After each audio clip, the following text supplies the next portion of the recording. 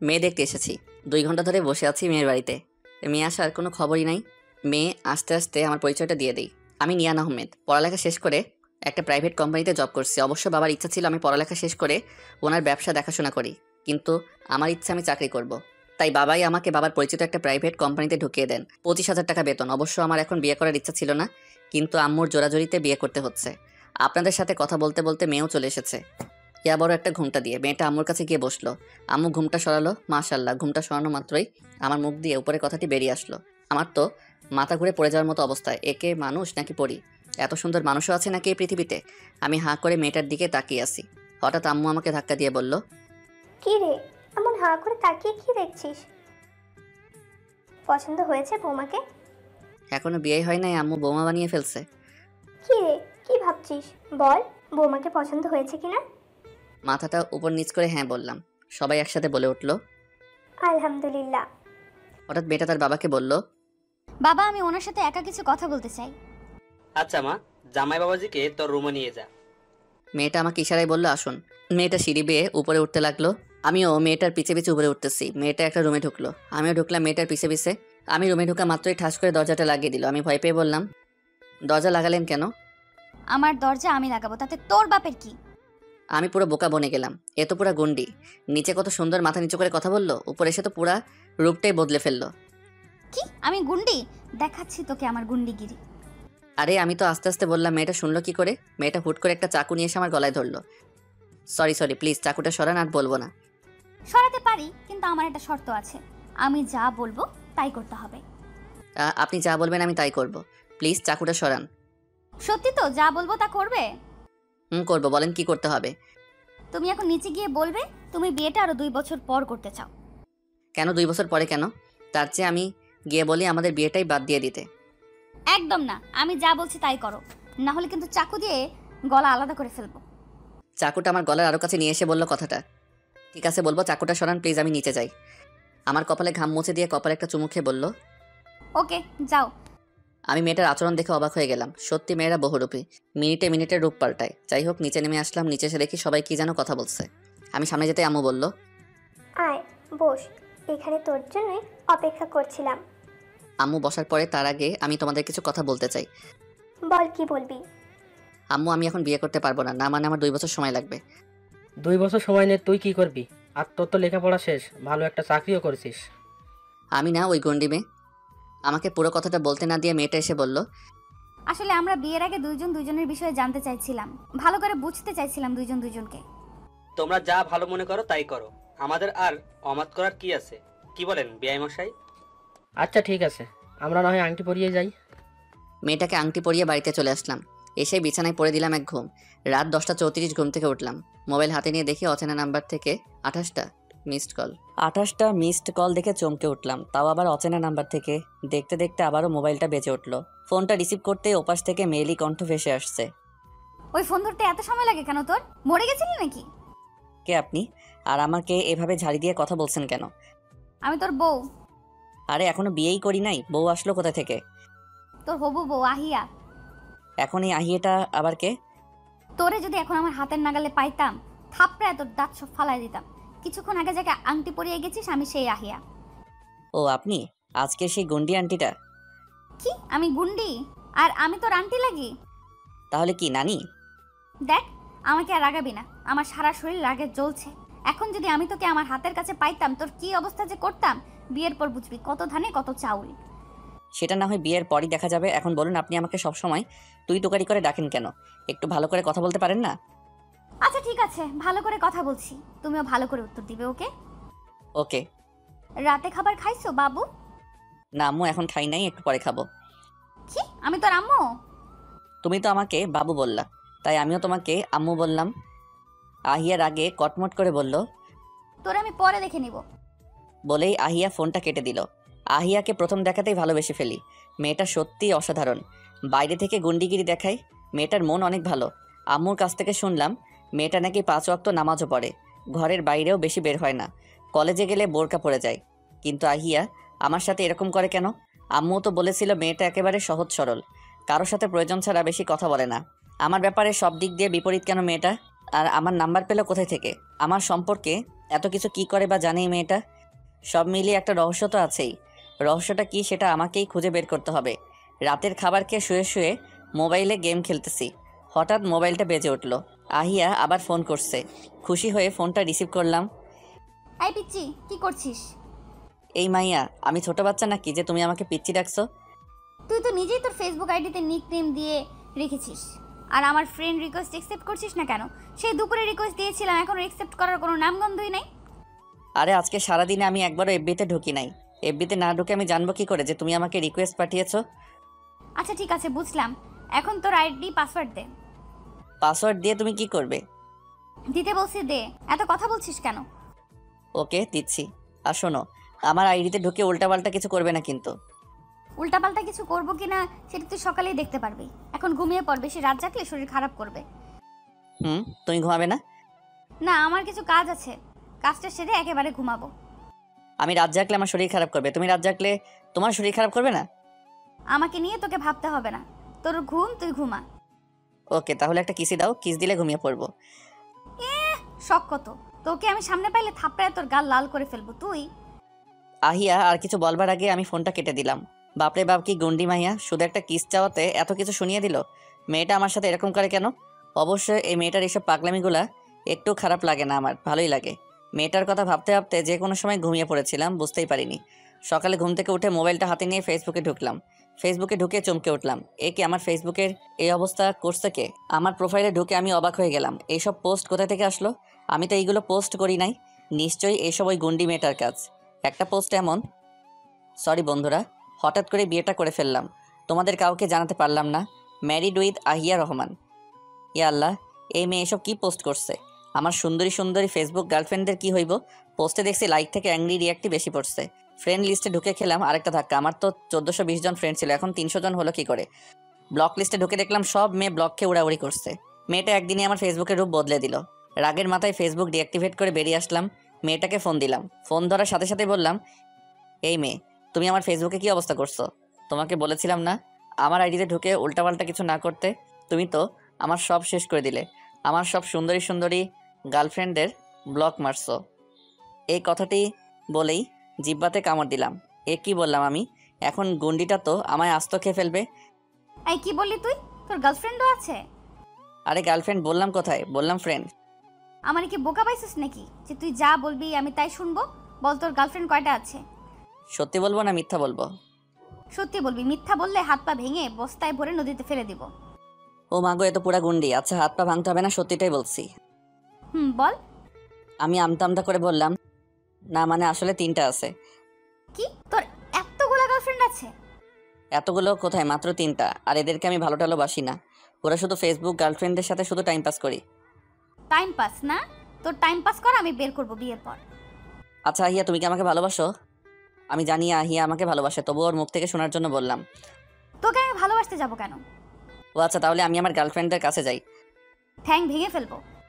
আমার পা ভাঙলে তো তোমাকে সবাই ঠ্যাং ভাঙা জামাইয়ের বউ বলবে। সেটা পরে দেখা যাবে। আর শোন, আজ থেকে তুই আর একটা মেয়ের সাথেও কথা বলবি না। হুম। কোনো মেয়ের দিকে তাকাবি না, ওকে? ফেসবুকে কোনো মেয়ের ছবিতে লাইক দিবি না, ওকে? হুম। দেখাবিও না, ওকে? খালি .ফেসবুক চালাবি, ওকে? আচ্ছা। মেয়েটার এসব প্রশ্ন শুনে মুচকি মুচকি হাসছে আর উত্তর দিচ্ছি। আহিয়ার সাথে কথা বলা শেষ করে অফিসে চলে গেলাম। পরের দিন সকালে ঘুম থেকে উঠে চমকে উঠলাম, এ কি, এই মেয়ে এখানে কি করছে? স্বপ্ন দেখছি না তো? আহিয়ার হাতে জোরে একটা চিমটি কাটলাম। আও! আহিয়া ব্যথা পেয়ে চিৎকার দিয়ে উঠল। এই, তুই আমাকে এত জোরে চিমটি কাটলি কেন? আসলে আমি মনে করছি আমি স্বপ্ন দেখতেছি, তাই স্বপ্ন না বাস্তব তা বোঝার জন্য চিমটি কাটলাম। তাই বলে এত জোরে চিমটি দিতে হবে? আর আমাকে কেন চিমটি কাটলি? নিজেকে নিজে চিমটি কেটে দেখতে পারলি না? সরি। আচ্ছা, এখন উঠে ফ্রেশ হ, আমরা আজ ঘুরতে বের হব। না, আমি যাব না। আমার অনেক ঘুম পাচ্ছে, আমি ঘুমাবো। যাও, তুমি বাড়িতে যাও। সপ্তাহে একদিন ছুটি পাই, এ একটা দিনও কি ভালো করে ঘুমাতে পারবো না নাকি? প্লিজ তুমি বাড়ি যাও, অন্য একদিন ঘুরতে যাব। তুই উঠবি কিনা বল, না আমার অন্য কিছু ব্যবস্থা করতে হবে? তুমি যা করার করো, কিন্তু আমি উঠছি না। আমি এই কথাটি বলার সাথে সাথে মেয়েটা হন হন করে রুম থেকে বেরিয়ে গেল। আমি আবার বিছানায় গা এলিয়ে দিলাম। ঘুমে চোখ লেগে আসছিল। এমন সময় আমার শরীরে গরম কিছু অনুভব করলাম। লাফ দিয়ে উঠলাম, এ কি, আমার শরীরে পানি আসলো কি করে, তাও আবার গরম পানি? উপরে ছাদের দিকে তাকালাম। না, ছাদটা ঠিকই আছে, আর ছাদ ভাঙারও কথা না। পাশে তাকিয়ে দেখি আহিয়া হাতে একটা বালতি নিয়ে দাঁড়িয়ে আছে। আমি আর বুঝতে বাকি রইল না এই কাজটা মেয়েটারই। এই মেয়ে আমার শরীরে গরম পানি ঢাললে কেন? বেশ করেছি। আর এখন যদি না উঠিস তাহলে ফুটনো গরম পানি এনে ঢালবো। এখন তো শুধু হালকা গরম পানি ঢাললাম। এই গুন্ডি মেয়েটাকে দিয়ে বিশ্বাস নাই। সত্যি সত্যি যদি ফোটানো গরম পানি এনে দেয়, তার চেয়ে বরং উঠে পড়ি। আচ্ছা, আমি উঠছি, তুমি বাইরে যাও। কেন আমি বাইরে যাব কেন? আমার সামনেই তুমি ওয়াশরুমে যাও। না, তোমার সামনে উঠতে পারবো না, সমস্যা আছে। কিসের সমস্যা? আসলে আমার পরনে ছোট প্যান্ট পরা, এই প্যান্ট নিয়ে আমি তোমার সামনে উঠতে পারবো না। এতক্ষণ আমার শরীরে একটা পাতলা চাদর দিয়ে ঢাকা ছিল। উঠে পড়, আমার সামনে লজ্জা কিসের? তাছাড়া কিছুদিন পর তো আমাদের বিয়ে হবেই, তাই লজ্জা করার কিছুই নাই। উঠে পড়। না, আমি উঠতে পারবো না, আমার লজ্জা করে। কি, তুই উঠবি না? কথাটি বলেই আহিয়া আমার চাদর ধরে জোরে টান দিল। চাদরটা আমার শরীর থেকে সরে গেল। ইয়া আল্লাহ, এই মেয়ে একই করলো, আমি তো লজ্জায় মরে যাচ্ছি। মেয়েটা দেখছি দাঁত বের করে হাসছে। লজ্জা শরম নাই নাকি কিছু মেয়েটার? আমি আমার বেডের এদিক ওদিক খুঁজে কিছু না পেয়ে দিলাম এক দৌড় ওয়াশরুমের দিকে। কিছুক্ষণ পর ফ্রেশ হয়ে তোয়ালে জড়িয়ে বের হলাম ওয়াশরুম থেকে। মেয়েটাকে দেখতে পাচ্ছি না, কোথায় গেল? মনে হয় আম্মুর কাছে গেছে। আমি দরজা আটকিয়ে এসে দেখি আমার বিছানায় নীল একটা শার্ট আর কালো একটা প্যান্ট রাখা আছে। মনে হয় আহিয়া রেখে গেছে। তোয়ালে খুলে প্যান্টটা হাতে নিলাম। হঠাৎ মেয়েটা বেলকনি থেকে বেরিয়ে আসলো। আমি জোরে চিৎকার দিয়ে উঠলাম। আহিয়াও আমার সাথে চিৎকার দিয়ে উঠলো। আমি তাড়াতাড়ি করে আবার তোয়ালে জড়িয়ে নিলাম। কি লজ্জা, কি লজ্জা, সব দেখে ফেললো মেয়েটা। এই মেয়ে, তুমি এখানে কি করছিলে? আমি ব্যালকনিতে দাঁড়িয়েছিলাম। ঠিক আছে, তুমি আম্মুর রুমে যাও, আমি কাপড় বদলিয়ে আসছি। আচ্ছা। বলে আহিয়া চলে যাচ্ছিল।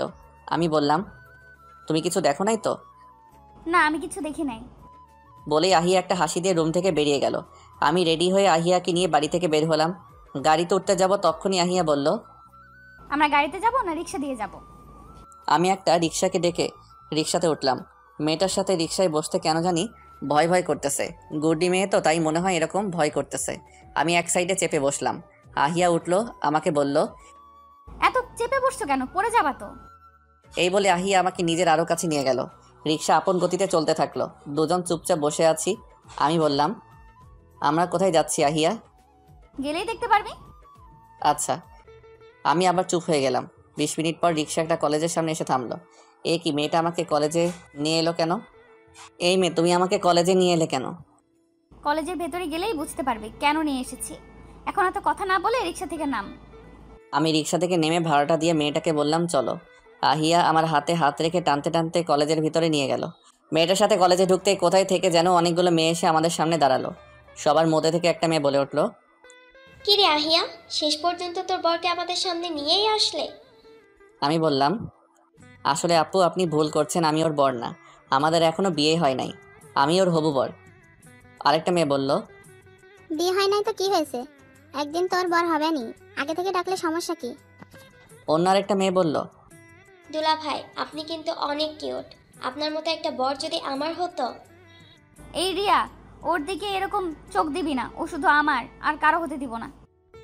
আহিয়ার কথা শুনে বুঝতে পারলাম মেয়েটা আমাকে সত্যি অনেক ভালোবাসে। তাই এই সুযোগে মেয়েটার সাথে কিছুক্ষণ মজা নিয়ে নেই। আমি রিয়াকে উদ্দেশ্য করে বললাম, আপনিও কিন্তু অনেক কিউট। আপনার মতো যদি আমার একটা বউ হতো কতই না ভালো হতো। আমার এই কথাটা শুনে সবাই জোরে হাসতে লাগলো। আর এদিকে আহিয়া তো তেলে বেগুনে জ্বলছে। এই তুই কি বললি? সত্যি করে বল, রিয়া কি আমার থেকেও সুন্দর? আরে, সবার সামনে আমার মান ইজ্জত সব প্লাস্টিক করে ফেলছো তো, ছাড়ো আমার কলার। আগে বল, কে বেশি সুন্দর, আমি নাকি রিয়া? সত্যি বলছি, তুমি ওর থেকে অনেক সুন্দর। তাহলে বললি কেন যে রিয়া তোর বউ হলে ভালো হতো? আরে, এটা তো মজা করে বলছি। সত্যি তো? সত্যি সত্যি সত্যি, 3 সত্যি। কলার ছাড়ো প্লিজ, সবাই হাসছে। যা, ছাড়লাম। এরকম মজা ভবিষ্যতে করলে তোর খবর আছে। এদিকে আহিয়ার বান্ধবীরা আহিয়ার এইরকম কর্মকাণ্ড দেখে থ হয়ে আছে।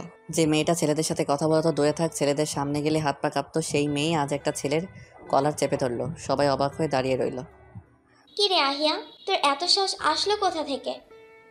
ও আমার জামাই, ভুল করলে তো শাসন করবই, এখানে সাহসের কি আছে? তুই না বলছিলি তোর ছেলেদেরকে অনেক ভয় লাগে? গুন্ডা ছেলেদের তো ভয় লাগেই, তাই বলে কি নিজের বরকেও ভয় পেতে হবে নাকি? তাও ঠিক। আমরা এখন যাই, অন্য আরেকদিন ওকে নিয়ে আসবো কলেজে। সবার থেকে বিদায় নিয়ে আহিয়াকে ওর বাড়ি পৌঁছে দিয়ে আমি বাড়িতে চলে আসলাম। আহিয়ার শাসন আর খুনসুটিতে কেটে গেল 2 বছর। সামনের সপ্তাহে আমাদের বিয়ে। আহিয়া এখন আগের মতোই রয়ে গেছে। গুন্ডিগিরিটা আগের থেকেও বেড়ে গেছে, কিন্তু এই গুন্ডিগিরির মধ্যে যে কতটা ভালোবাসা লুকিয়ে আছে সেটা আমি এই 2 বছরে বুঝতে পারছি। আহিয়া যে আমাকে ভালোবাসে সেটা সে আমাকে বুঝতে দেয় না। জানি না আমার সাথে কেন এমন করে। আহিয়া এখন আমাকে আগের মতোই তুই তুকারি করেই ডাকে। আর আহিয়া আমাকে সবসময় জারির উপরে রাখে। সবসময় শুধু বলে এটা করিস না কেন, ওইটা করিস না কেন। যাই হোক, গুন্ডিটাকে একটা ফোন দেই। ফোন দেওয়ার সাথে সাথেই রিসিভ করলো। হ্যালো, কি করছো জানো? ওই তোরে আমি বলছিলাম না আমাকে তুই জানু টানু ওইসব ডাকবি না। তো কি ডাকবো গো? আন্টি ডাকবি, শয়তান ছেলে, নাম ধরে ডাকবি সব সময়। ওকে আন্টি ডাকবো। ও সরি, নাম ধরে ডাকবো। শয়তান ছেলে, তোর শয়তানি আমি বের করব বিয়ের পরে। আর তো মাত্র 3 দিন পরেই বুঝতে পারবি আমি কি। পরের দিন সকালে আম্মু আসলো আমার রুমে, এসে বলল, এই নিয়ান, উঠ, কয়টা বাজে খবর আছে? আম্মু আরেকটু পরে উঠি না। তুই উঠবি নাকি পানি আনতে হবে? আরে উঠতেছি তো, পানি আনতে হবে না। এত সকাল সকাল উঠে কি করবো আম্মু? আজ না তোর গায়ে হলুদ? গায়ে হলুদ তো রাতে, এত সকালে কি করব? এখন উঠে ফ্রেশ হয়ে তোর আন্টিকে নিয়ে এয়ারপোর্ট থেকে। আন্টি মানে কোন আন্টি? তোর মীরা আন্টি। মীরা আন্টি মানে? আমি লাফ দিয়ে উঠলাম। ওই পিচ্চিটাও আসবে নাকি? ও মাই গড, তাহলে তো আমি শেষ। আসলে আমি পিচ্চি বলছি আমার ফুফাতো বোনকে। ছোটবেলা থেকেই আমার পিছে পিছে লেগে থাকতো। আমাকে কোথাও একা পেলেই জড়িয়ে ধরতো। 4 বছর হলো ওরা লন্ডনে চলে গেছে। আজ নাকি আবার আসছে। এখন যদি আবার আগের মতো করে তাহলে তো আহিয়া আমাকে শেষ করে ফেলবে। এত কিছু না ভেবে এদেরকে আগে নিয়ে আসি এয়ারপোর্ট থেকে। এয়ারপোর্ট পৌঁছাতে দেখলাম সবাই দাঁড়িয়ে আছে, কিন্তু সাইমা কোথায়? সেই পিচ্চিটা আমার ফুফাতো বোন, মনে হয় আসে নাই। ভালোই হয়েছে, হাফ ছেড়ে বাঁচলাম। ওদের পাশে দেখছি একটা মেয়েও দাঁড়িয়ে আছে। ওই মেয়েটা আবার কে? ওদের সামনে যেতেই দেখলাম, আরে ওই মেয়েটা তো সাইমা। এই পিচ্চি এত বড় হলো কি করে? ওর মুখের দিকে তাকিয়ে দেখলাম মুখ গোমরা করে দাঁড়িয়ে আছে। কান্না কান্না ভাব নিয়ে আমাকে বলল, বিয়ে করছো আর আমাকে একবার জানালেও না? ওই তোরা এখানে কি ফিসফিস করছিস? বাড়িতে চল। আন্টি চলুন, গাড়িতে উঠুন। ওদেরকে বাড়িতে নিয়ে আসার পর সবাই অনেক দিন পর আন্টিদের পেয়ে ঘিরে ধরলো। অনেকে অনেক প্রশ্ন করছে আর আন্টিরা এক এক করে উত্তর দিচ্ছে। আমার অনেক গরম লাগছে, তাই ভাবলাম গোসলটা সেরে নিই। আমার রুমে এসে যেই দরজাটা লাগাতে যাব তখনই সাইমা এসে দরজাটা ধাক্কা দিয়ে রুমে ঢুকে দরজা লাগিয়ে দিয়ে আমাকে শক্ত করে জড়িয়ে ধরলো। আমি সাইমাকে ছাড়ানোর অনেক চেষ্টা করছি, কিন্তু সাইমা আমাকে আরও শক্ত করে জড়িয়ে ধরে বলতে লাগলো, আমি তোমাকে অনেক ভালোবাসি নিয়ান। আমি জানি তুমিও আমাকে ভালোবাসো। তুমি এই বিয়েটা করতে চাইছো না। মামা মামি তোমাকে জোর করে বিয়েটা করাচ্ছে। চলো না নিয়ান, আমরা পালিয়ে যাই। তোকে কে বলেছে যে আমি এই বিয়েটা করতে চাইছি না? আমি তখনই বুঝে গেছিলাম যখন তোমাকে আমি এয়ারপোর্টে বিয়ের কথা জিজ্ঞাসা করেছিলাম। তখন তোমার চুপ থাকাতেই আমি বুঝে গেছি যে তুমি এই বিয়েটা করতে চাইছো না। আমি মেয়েটার কথা শুনে হাসবো নাকি কাঁদবো বুঝে উঠতে পারছি না। সাইমাকে রুম থেকে বের করে দিয়ে আমি দরজা লাগিয়ে দিলাম। মেয়েটা সত্যি হাফ মেন্টাল। আমার চুপ থাকাতে নাকি বুঝে গেছে আমি ওকে ভালোবাসি। হা। এদিকে আমার চিন্তা হচ্ছে যদি আহিয়ার সামনে আমাকে এরকমভাবে জড়িয়ে ধরে তাহলে তো আহিয়া আমাকে মেরেই ফেলবে। রাতে গায়ে হলুদের অনুষ্ঠান শেষে বন্ধুদের সাথে কিছুক্ষণ আড্ডা দিয়ে ঘুমাতে আসলাম। বিছানায় শুধু শরীরটা লাগিয়েছিলাম, তখনই দরজায় ঠকঠক আওয়াজ করছে কে যেন। দরজার বাইরে থেকে কে যেন আমায় ডাকছে। আমি গলা উঁচিয়ে বললাম, কে? কোনো উত্তর পেলাম না। আরও জোরে জোরে দরজা ধাক্কাতে লাগলো। আমি বিছানা থেকে উঠে গিয়ে দরজা খুলতেই সাইমা রুমে ঢুকে দরজা আটকে দিল। এই, তুই এত রাতে আমার রুমে কি করছিস? আমি আজ তোমার সাথে ঘুমাবো। কি পাগল হয়েছিস নাকি? আমি তোমার জন্য পাগল হয়ে গেছি। সাইমা বোন, প্লিজ এমন করিস না। তোর রুমে গিয়ে ঘুমা। কেউ দেখে ফেললে কি না কি ভাববে। যে যাই ভাবুক, আমি তোমার সাথেই ঘুমাবো। আসলে মেয়েটার মাথায় সত্যি সত্যি সমস্যা আছে। ছোটবেলা থেকেই কোনো সময় কি করে নিজেও জানে না। প্লিজ বোন, তোর পায়ে পড়ি, তুই তোর রুমে যা। এই কি করছো? পা ছাড়ো, আমি যাচ্ছি। আল্লাহ, যা বোন যা, তাড়াতাড়ি যা, কেউ দেখার আগে। সাইমা বেরিয়ে যাওয়ার পর আমি দরজা লাগিয়ে আবার বিছানায় গাইলিয়ে দিলাম। টেনশনে ঘুম আসছে না। মেয়েটা যদি বিয়ের পরে এরকম করে তাহলে আহিয়া তো আমায় আস্ত খেয়ে ফেলবে। সকালে মোবাইলের আওয়াজে ঘুম ভাঙলো। এত সকালে আবার কে ফোন দিল? নাম্বারটা না দেখে রিসিভ করে বললাম, আপনি যাকে ফোন দিয়েছেন সে এখন গভীর ঘুমে ব্যস্ত আছে। অনুগ্রহ করে কিছুক্ষণ পরে ফোন দিয়েন। কথাটি বলে ফোনটা কেটে দিলাম। ঘুম লেগে আসছিল, তখনই আবার মোবাইল বেজে উঠল। এবার নাম্বারটা দেখলাম, আরে গুন্ডিটা ফোন দিয়েছে। আমি এসব কি বলে ফেলেছি, ভয়ে ভয়ে ফোনটা রিসিভ করলাম। ওই, আজকে না তোর বিয়ে, আর তুই পরে পরে ঘুমাচ্ছিস? কার বিয়ে গো? দেখ, আজ আমায় রাগাস না। আমি রাগারাগি করতে চাইছি না। নিজের ভালো চাস তো তাড়াতাড়ি ঘুম থেকে উঠে যা। আচ্ছা আচ্ছা, উঠছি। এত রাগ দেখানোর কি আছে? তাড়াতাড়ি উঠ। এই কথাটা বলেই ফোনটা কেটে দিল। আমি বিছানা থেকে উঠে ব্রাশ হাতে নিয়ে ব্রাশ করতে করতে রুম থেকে বের হলাম। রুম থেকে বের হতেই আম্মু সামনে পড়লো। কি রে, তুই এখন উঠছিস ঘুম থেকে?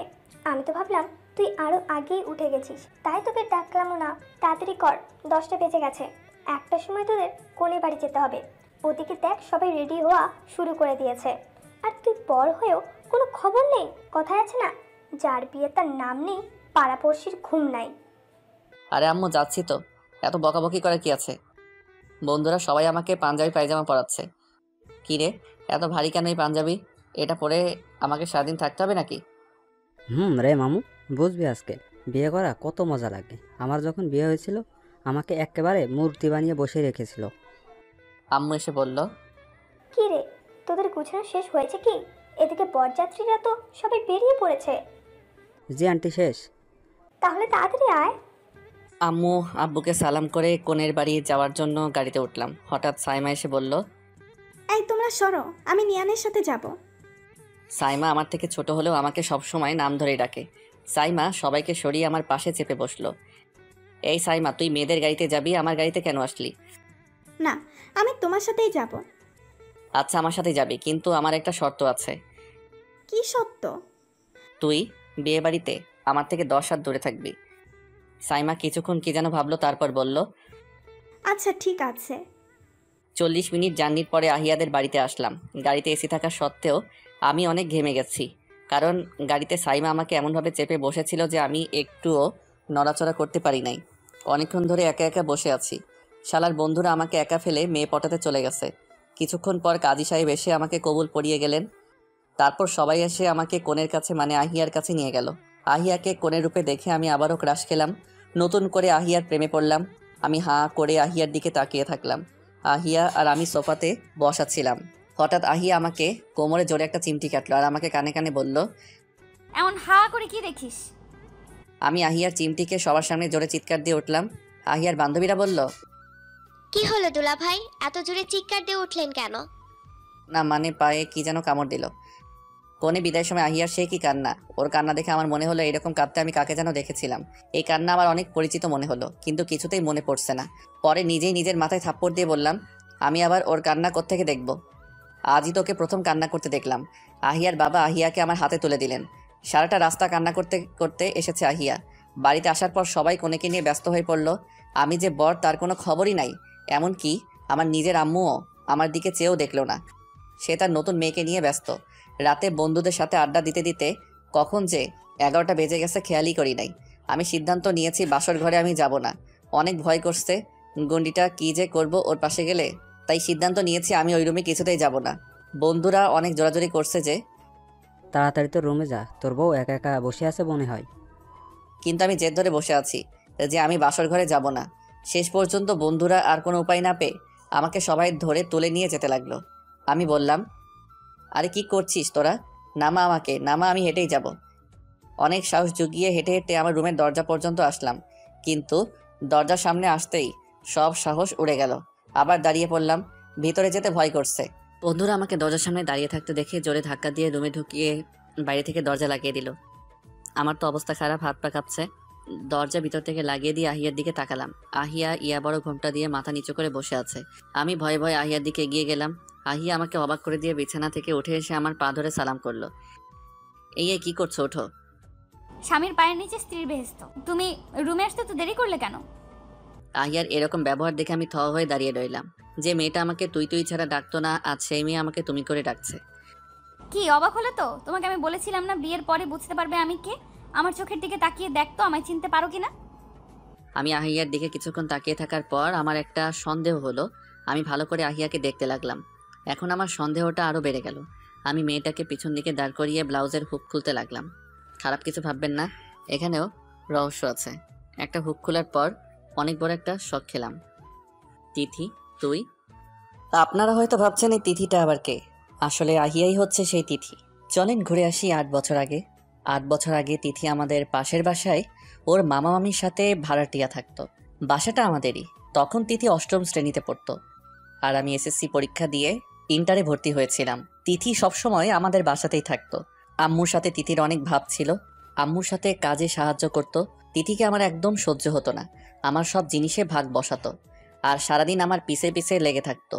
আর আম্মু তিথির সাথে এমন ব্যবহার করত যেন তিথি তার ছেলের বউ। আজ আমার কলেজের প্রথম দিন। তো রেডি হয়ে কলেজে যাওয়ার জন্য বাসা থেকে বের হয়েছি, এমন সময় পাশের বাসার আন্টি ডাক দিলেন। পেছনে তাকিয়ে দেখি তিথির মামি আর তিথি স্কুল ব্যাগ নিয়ে দাঁড়িয়ে আছে। জি আন্টি বলেন। তুমি কি কলেজে যাচ্ছ বাবা? জি আন্টি। আজ তিথির মামা বাসায় নেই, তুমি কি তিথিকে একটু স্কুলে নামিয়ে দিতে পারবে? এই পিচ্চিটাকে আবার বুঝি স্কুলে পৌঁছে দিতে হবে? অসহ্য একটা পিচ্চি। দেখছি আজ অনেক সেজেছে, মনে হয় যেন কোথাও বেড়াতে যাচ্ছে। আচ্ছা আন্টি ঠিক আছে।